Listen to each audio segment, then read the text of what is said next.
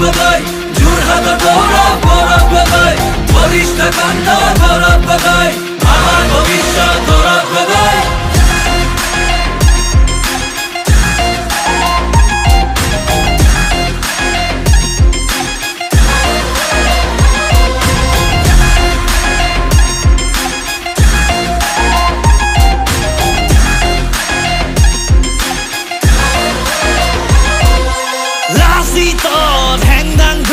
গৌৰৱ আহিব অহংকাৰী শাসনৰ পৰা আমাক বচাব